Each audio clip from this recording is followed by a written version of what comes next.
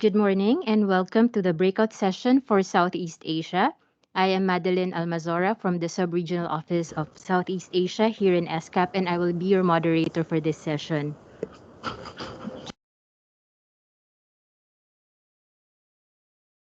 Centers will be clear. And before we go to the substance of our session, we would like to kindly ask everyone if you could turn on your video so we can take a group photo.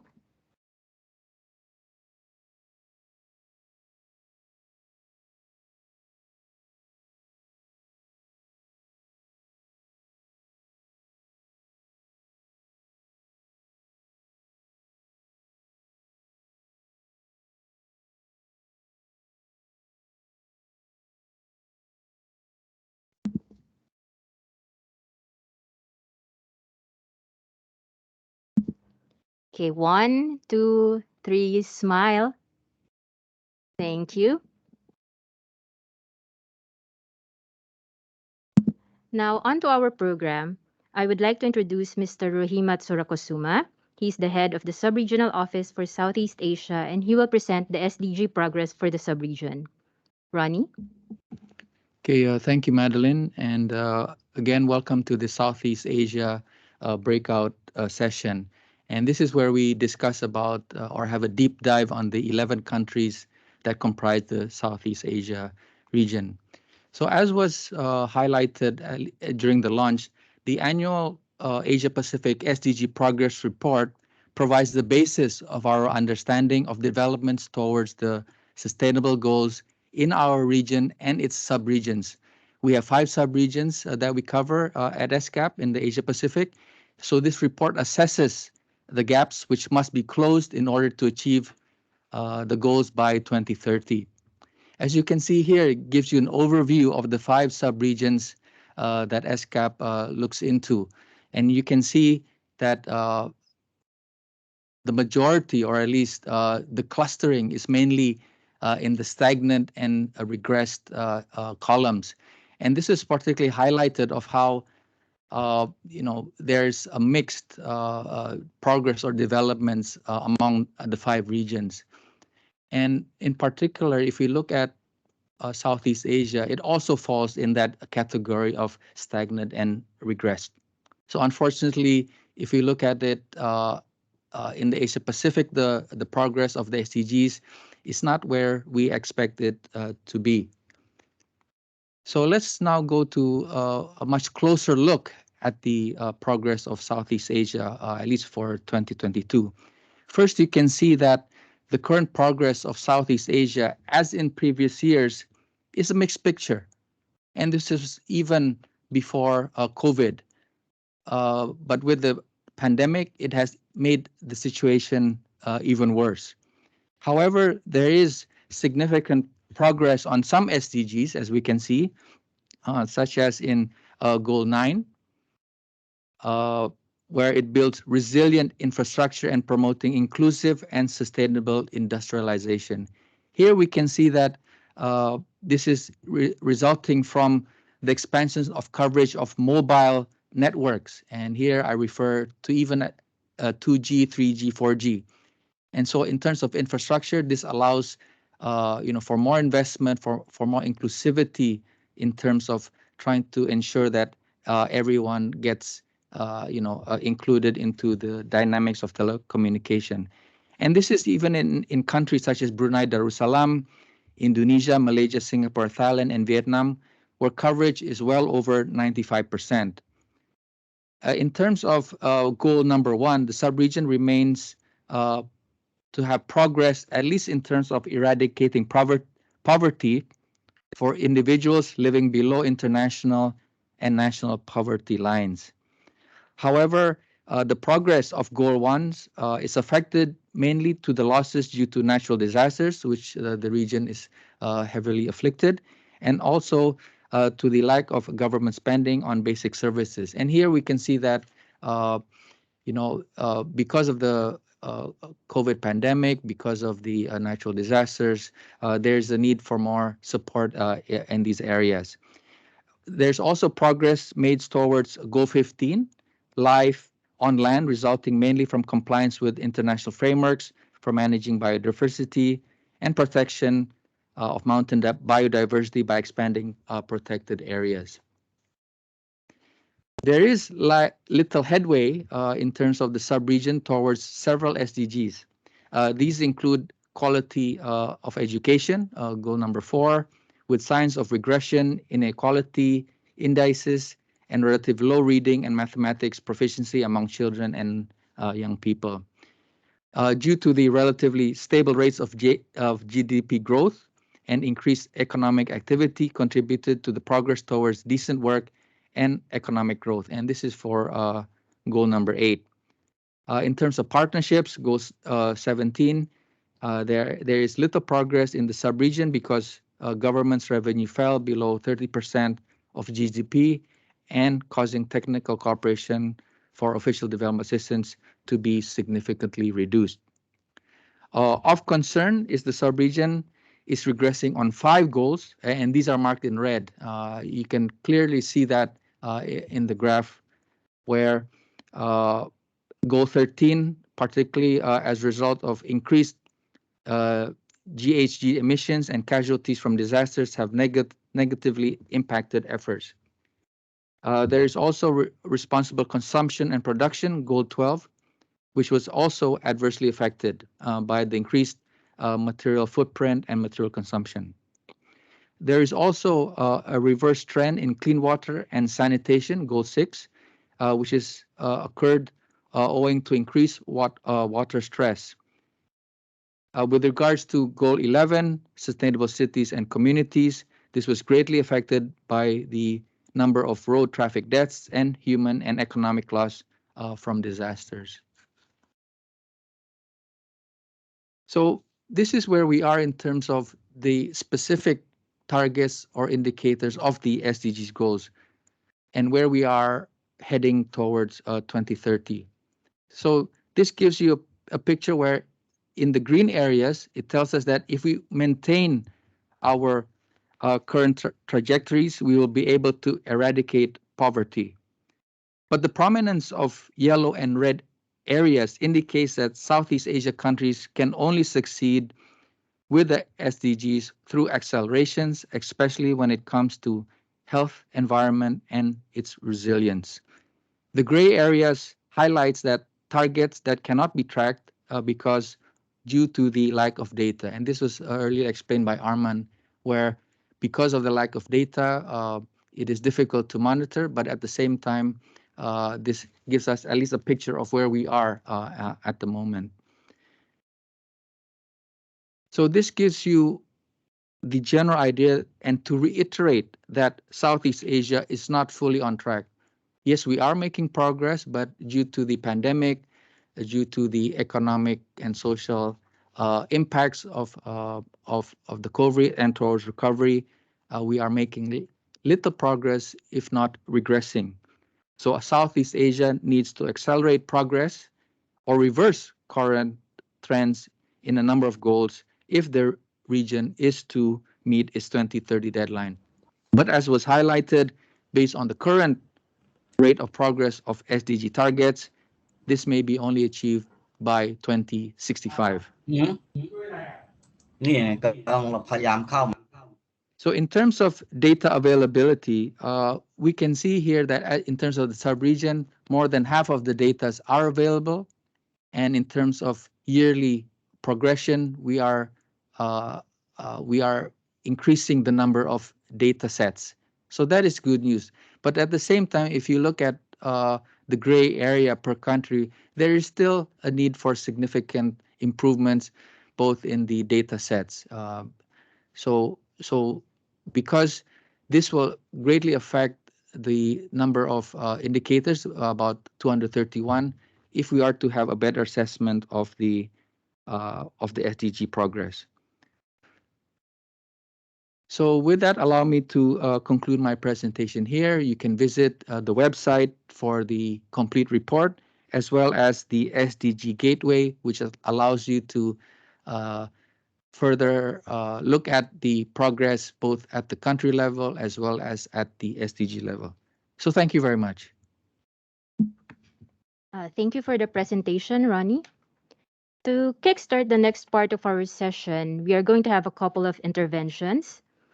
First, I would like to invite Ms. Joy Blisilda Sinay, Senior Officer at the ASEAN Integration Monitoring Directorate of the ASEAN Secretariat in Indonesia, to provide some comments and share some insights into the progress of ASEAN.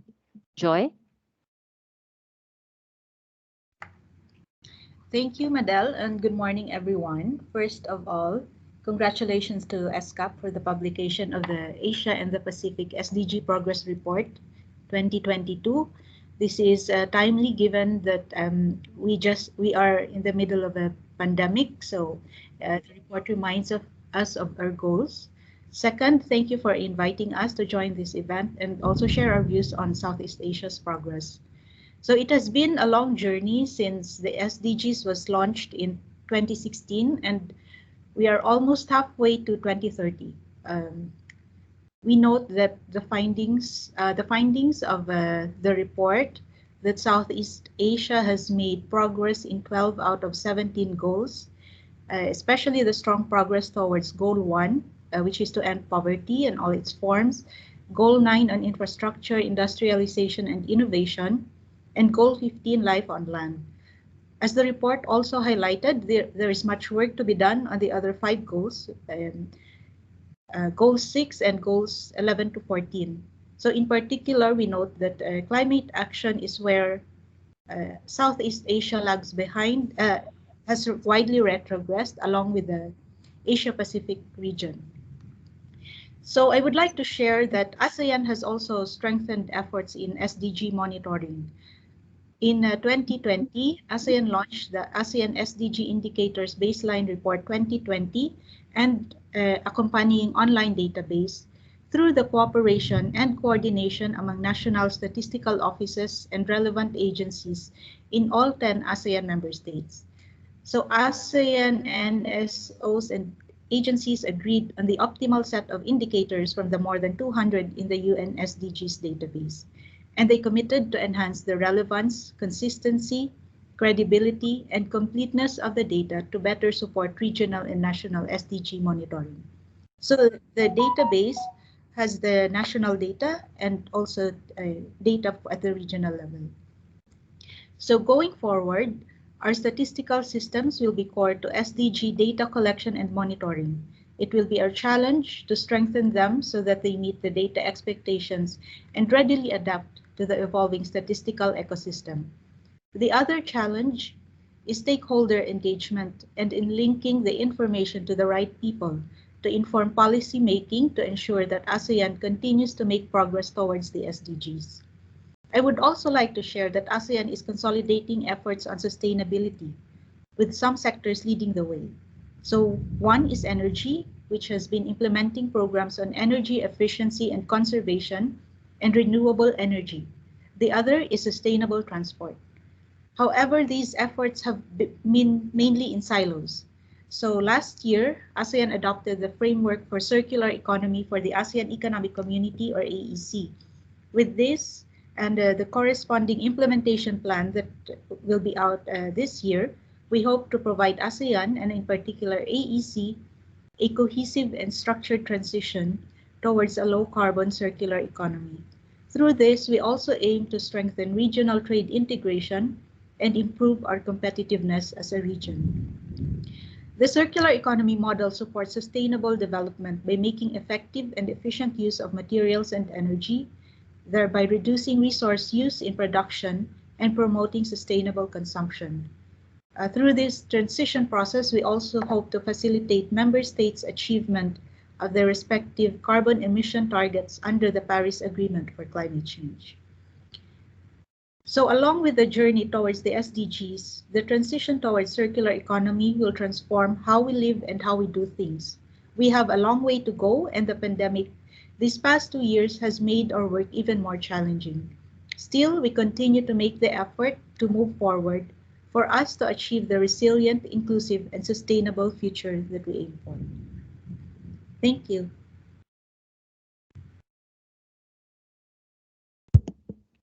Thank you very much for that, Joy. Next to share his views on the report is Assistant Professor Chol Bunak, who is the founder and currently the director of SDG Move, a research center under the Faculty of Economics of the Thammasat University, supporting the implementation of SDGs in Thailand. Over to you, Professor. Thank you very much. Good morning, everyone, and thank you for having me. I'm very honored to be here. Let me start my intervention by congratulating UN ESCAP team who produced the Regional Comprehensive Report on the SDGs. The report explains SDG status and prospects of the region and its sub-region, and also introduces the Dissimilarity Index, which helps the readers understand more about the SDG status through the lens of inclusive development, that is, leave no one behind. So that is a very good thing that you have this index. Although COVID-19 is very important and undermines the achievement of the SDGs, the report indicates that there are other factors that hinders the SDGs achievement. The availability of indicators has been one of the major challenges since the beginning of the SDGs. After 7 years, our sub-region still lacks indicator data of many crucial SDG targets, especially the ones related to gender equality, inequality, environment and natural resources, peace, and partnership.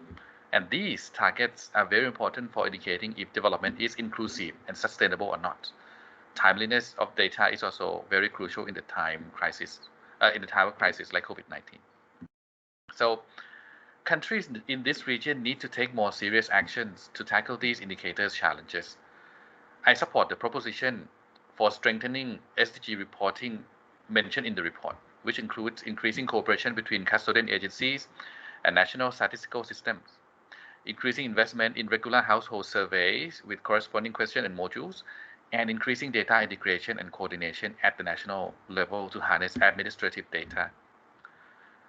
In addition, since we have only 3,211 days left until the end of 2030, we need to accelerate the implementation to achieve them in time. I believe that if the report could move forward to assess not only the progress of the SDG outcomes, but also the process of SDG implementation, it will be useful to all countries. Each country can know which countries in the region have progress in terms of implementation process and can learn from each other. Assessing the implementation process may include the level of SDG integration into the government policies, the availability of finance for development infrastructure, existence of meaningfully and functioning multi-stakeholder platform, level of awareness of government officers and of the people in the countries regarding the SDGs, level of investment in research and innovation, or even the status of capacity building facilities and education for sustainable development. I can anticipate that there will be a lot of obstacles to assess the process. But if we cannot address these building blocks for the SDG implementation, it would be very difficult to achieve the SDGs in time. On the contrary, addressing these SDG implementation building blocks might increase the pace of SDG implementation to the next level. Last but not least, when comparing Southeast Asian status against the ASEAN complementarities, which are the 5 SDG areas that's addressed in the ASEAN Vision 2025, the ASEAN Sustainable Vision is not so bright.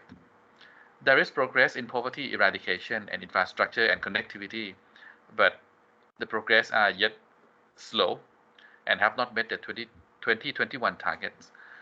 Furthermore, the progress on sustainable management of natural resources, sustainable consumption and production, and resilience are particularly worrisome since most of the targets with data show that the progress is too slow or some of them regressing. More than half of these targets are lack of data. I like to show support to the team in ASEAN statistical team who work tirelessly to work on the ASEAN SDG related data. Nevertheless, ASEAN need to step up the SDG efforts and stop compartmentalizing SDG into issues under the ASEAN visions. SDGs need to be integrated into all parts of ASEAN function. BCG policies without SDG principle are no more than just a rebranding of growth-led development strategy. We also need the ASEAN Center for Sustainable Development Studies and Dialogue to function more actively in facilitating experts in the region to tackling the indicators, challenges, and find solutions to the region's problem. All countries in the region need to take the whole government approach to the SDGs rather than compartmentalizing it in one corner. I have one question to the author of the report as well. Last year, the report presenting the SDG 16 as regressing so greatly compared to the year 2000. But this year, there are progress in SDG 16 compared to year 2015. Can you elaborate a little bit more? What are the differences in the data last year and this year? And if we actually compare this year data to the year 2000, is it still regressing as last year report, or there are some progress about it? So that is all my points of intervention. Thank you again for giving me the opportunity to participate in the event. Thank you. Professor Chol, and thank you for that question. We'll address it in a bit. So to answer the questions, first of all, thank you to those who have submitted their questions in advance. And to the rest of the audience, if you have any other questions, please use the chat function. And to answer these, we have here Rony, and we also joining us is Mr. Diane Shayani from our Statistics Division. And maybe and before we address the question from Professor Chol, I would like just to take note of some of the comments that we received in advance, such as the need for analysis of intersectional perspective on disability situations and the progress on SDGs, and inclusion of the CSOs of human rights development centers in the process. As for the question, maybe we can start with a question from Professor Chol on the regress last year on goal 16, but there is progress this year. And what is the difference in data? Diane, do you mind taking this one? Hi, everyone. Good morning and good afternoon. My name is Diane. I'm a statistician here in the ESCAP Statistics Division. I'm one of the co-authors of the report, and I really welcome this question from Professor Chol because it goes to one of the main topics of assessing progress of the SDGs, which is that we don't have much data available for a lot of countries, especially in the region in Southeast Asia. A lot of indicators are not available. And so from year to year, we see the efforts made by the governments to produce the missing data. And every year we add more and more indicators to the list of those that we assess progress. And because of that, the results may not be comparable across years because we have added indicators. So it's not just that we are progressing or not on certain indicators, but actually as we add more and more indicators, the picture might change, sometimes favorably, sometimes not. The important thing is that the more indicators we have, a better picture we have of the regional progress. And just one more small caveat on this year's report that has not been mentioned. Up to last year's report, we used the year 2000 as the baseline for the assessment. And that's because, again, lack of data since 2015 on the SDGs. And of course, we had more data coming from the MDGs era. Now, this year, we made a decision to change the baseline to 2015 because now we're confident that for a lot of indicators, we have data starting from 2015. And so this change of the baseline also affects the results and render them incomparable across different years. So my recommendation is to look at this year's report in itself as a progress snapshot of where the region is now. Thank you, Diane, and I hope that answered your question, Professor Chol. Now to address some of the questions that we received in advance, we actually have a few questions that allude to this one. The COVID-19 pandemic has been with us since 2020 and continues to affect the countries of Southeast Asia together with other issues. What actions and policies have been undertaken and are needed to address the socioeconomic impact to the vulnerable groups, informal sectors, SMEs, and businesses? Ronnie, would you like to take this one? Okay, thank you, Madeline. So this question was also in response to how the whole Asia Pacific region has addressed, the situation, particularly as in terms of the socioeconomic impacts of the COVID pandemic. But for Southeast Asia, as you can see from the trends, it has made it more taxing because the immediate response of most, if not all, the Southeast Asian countries or governments has been on the immediate or short term. And this is where a lot of the highlights show that you have vulnerable groups, you have people in the informal sector, you have women and youth who are severely impacted, and it shows in the data that because of such pandemic effects, it has affected the progress that we have made with respect to the SDGs. But as we move forward, it is important that those that are highlighted, at least the trends and gaps in the SDG report, translates into policy initiatives that will invest not only in the medium term, but also for the long term. And this is where sustainability development initiatives and efforts are required. And what we have seen, at least as more data comes in, as more analysis and reports of the situation in Southeast Asia and the government responses, is that we can see that tackling inequality needs to be the central focus. We can see that those that have been severely affected have to be taken into account in terms of government interventions and policies. But at the same time, we also note that despite having made good progress in ICT, there is even a bigger digital gap. And this is where digitalization or digital by default becomes an important modus operandi to not only make the social or economic communities much more inclusive, but also to reduce the carbon footprint. And this is where we look at improving not only digital technology, but also its awareness, literacy, and most importantly, access. But at the same time, when we talk about SDG development, we have to look the long term, and this is by way of greening the economy.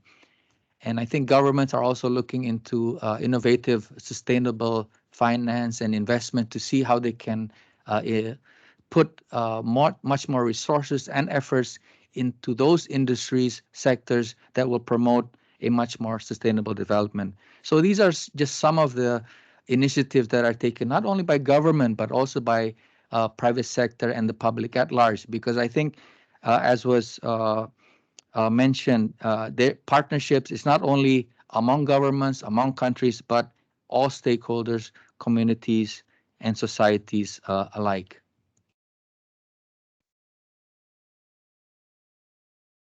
Thank you, Ronnie. Before we move on to the next question, do any of our other speakers want to add anything?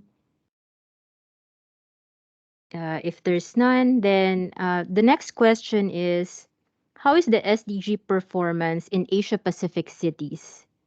Diane? Thank you, Madeline. This is a very good question. The topic of assessing SDG progress, not just at the regional level, but also at the national level and at subnational level, like at the city or at the provincial levels, is very important. And I think it should be at the forefront of consideration for the countries in the region.